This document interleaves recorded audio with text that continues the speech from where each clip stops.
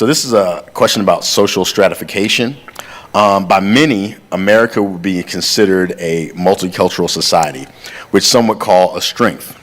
However, in her book, Creolizing Political Theory, Reading Rousseau Through Fanon, author Jana Anna Gorton describes a feature of multiculturalism as different cultures coexisting relatively separately, which takes no significant leap of the imagination to see how this could contribute to greater polarization.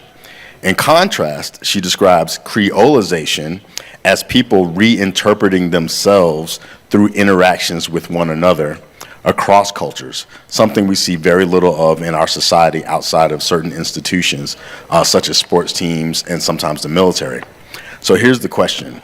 Using the definition of Creolization as people reinterpreting themselves through interactions with others different than themselves, what do you think it would take to Creolize the American political system so that we could, like many Creolized cultures, pull from the most accessible and beneficial aspects of our diverse citizenry? It's kind of long, but did we catch that? He's going to go first. Yeah. I'm going to go first on this? Okay. Well, again, I have a differentiation in my mind between formal political systems and political cultures and the social. And I think this is a great point about social media. Social media is a reflection of who we are. Our political institutions are a reflection, a distorted reflection, but a reflection nonetheless of our society, of our culture. So as culture creolizes, and I think that is it's not the only possible outcome by putting people of different historical backgrounds and traditions together, but it's one possible outcome from that. And as society creolizes, I think our political institutions will necessarily have to create more space for that, or risk a sort of what we call in political science a legitimacy crisis. And I think, how does a society or how does a culture creolize? There are events like this. There are opportunities to meet people from different walks of life and different faith backgrounds and different cultural backgrounds. And I do think, again, I'm a skeptic about doing this in a mediated sense. I think you have to develop relationships with people from different backgrounds. I think you have to develop relationships that sustain over time in order for that sort of exchange essentially to take place. And so if we think we can do this through our phones or think we can do this in a mediated fashion, I think we're probably mistaken. But I do think there are ever greater opportunities for identifying people that you can build relationships with across difference. And there are great bridge organizations such as Unify and others that are dedicated to creating spaces for conversations across difference. So I think the opportunities are out there for sure. I also think, a lot depends on political leadership, because if political leadership drives hate, then it does polarize people. And I've seen this in India and I've seen this in United States, the two countries I live in both places. They do make statements against minority groups, leaders in power. And just yesterday in Indian Parliament, there was a member of Parliament who was using curse words against Muslims. Now, all of us think that's not possible, and he's going to be treated as a fringe. But there are people who are watching him and thinking, oh, he's very strong and he's very macho and he's saying it like it is, go man, right? And he gets away with it, and then 10 more people begin to think like that because he said it in Parliament with impunity. So the culture of this kind of polarization based on hate is actually created, I think, in the last decade. I've noticed, and even before that, through some political leaders who are cynically trying to polarize to get power. And, we have to understand that if that is what's going to happen, then how do we protect ourselves from that? So, we just discussed this, that, the democracy may seem like hypocrisy because there are some people who benefit more than others from it. You don't feel you can participate enough. But you have to choose the least evil, because if you don't engage, then there will be somebody who will take over, who'll take over even that possibility of engagement. And that is really something which is looming right ahead right now, and we have to really think about it, because we can say, oh, we don't like politics, and a lot of my friends have begun to say that, right?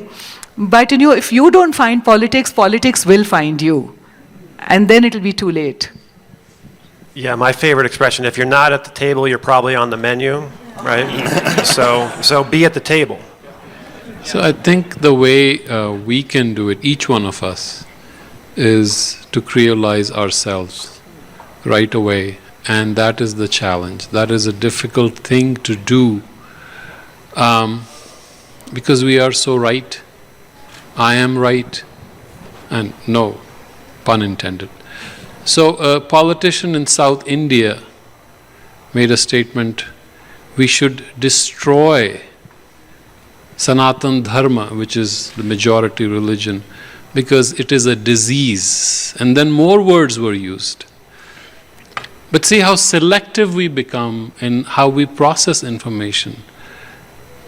Because just like the statement in Parliament was wrong, the statement made by the son of the chief minister of a very important state, perhaps the most prosperous state in the country, was wrong too. Yet we take sides, so immediately we have polarized ourselves. How do we get out of that trap? Because just because that parliamentarian is wrong, and we accept it, we should in the same breath say that the other statement, to destroy a whole religion, was wrong. Are we capable of doing that? And that is an answer that has to come from each of us. It's easy to take sides subconsciously just because we think we are right. I don't have any disrespect for the US or India. These are the two countries I love more than any other countries in the world. And the reason is we are spoiled. We have so much freedom that we don't even know what to do with. Yes, there are problems, major problems, no denying that. But the fact that we can discuss it, try doing this in some other countries, you would not be doing this. Now that brings even more onus on us to behave properly and creolize ourselves. I would use another term, but creolization is fine. Okay, I don't know what the term you would use, but Chica. Yeah, so I was going to go into a whole spiel about 1619 and slavery and how American democracy actually came about because of slave trade, right? It was the slave trade that gave them money to break away from the most powerful empire at the time, right? And it is interesting that we're having this conversation now, many years after slave trade, wherein the books are being banned and that history of slave trade is being revised and whitewashed. And I don't know that we can talk about creolization if we're not ready as a country. And I'm American now, so I can say as a country, if we as Americans are not ready to reckon with our history, with the history of slave trade. No. I just wanted to add one comment because I just have to.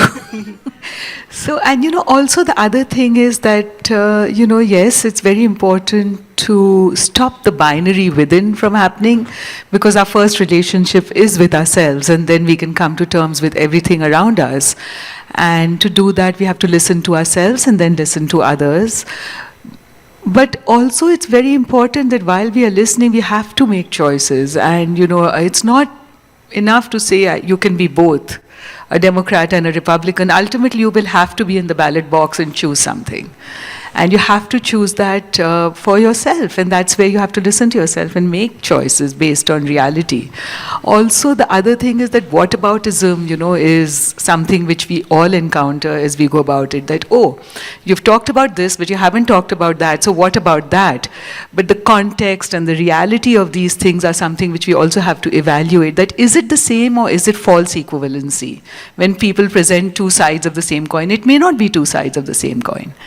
And we have to think about who is getting hurt the most, what are the stakes here, and what should we do about it when casting our vote. Because polarization is going to be around in the coming year for elections. May I just one? Real quick. So, if I may disagree a little bit on that. Polarization in voting is not a polarization of mindset. We may have to choose one because of the process, but that doesn't mean our awareness has to become polarized. And that's exactly the point. We need to be open, which is what we are doing here right now, talking about it, dialogue, discourse, engagement, the ability to disagree, to tell to your face, I do not agree, yet do it with utmost respect for each other. So, yes, we may have to choose one or the other at the time of the election, but before that, we don't have to mentally be tied down in that paradigm. We may choose not to be either or, and that's maybe a way to approach. Thank you.